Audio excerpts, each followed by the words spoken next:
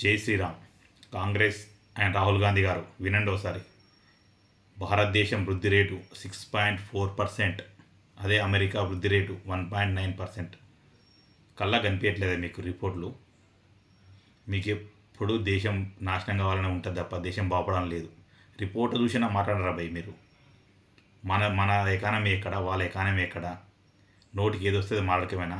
25 ఏళ్ళు దేశాన్ని, 30 ఏళ్ళు 40 ఏళ్ళు పాటిస్తుంది, 55 ఏళ్ళు వచ్చినాయి, ఇంకా యువనాయకుడు అని చెప్పుకుంటారు. కానీ కనీసం వృద్ధి రేటు కూడా తెలియకుంటే ఏం లాభం? మీరు మారండి, రాహుల్ గాంధీ గారు మారండి. దేశం చాలా చాలా చాలా వృద్ధిలో ఉంది. చాలా వరకు మంచి జరుగుతుంది. ఎక్కడో ఉన్న ఎకనామీ ఇప్పుడు ఎక్కడో వచ్చింది. ఆలోచించుకోండి. ఎప్పుడు ఏది చూసినా దేశం మీద ఏడ్చవడం కన్నా మీ రాజకీయాలు వదిలేసి సన్యాసం పుచ్చుకోవడం బెస్ట్. దేశం యుద్ధంలో గెలిచినా ఆధార కావాలంటారు. ఎన్ని యుద్ధమాలు పడిపోయిన అంటారు. కామన్ రాబాయ్. యుద్ధం చేసినప్పుడు కామన్. నీవు 2 పడితే నాకు 1 పడవచ్చు, నీవు 4 పడితే నా 5 పడవచ్చు. కానీ యుద్ధం అయితే గెలిచినామా లేదా అది కూడా మీకు నమ్మకం లేదు.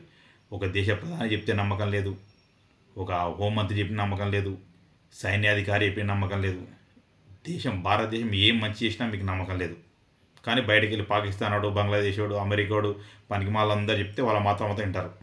మారండి రాహుల్ గాంధీ గారు, 55 ఏళ్ళ యువ నాయకుడా మారు. జై హింద్, జై భారత్, జై శ్రీరామ్.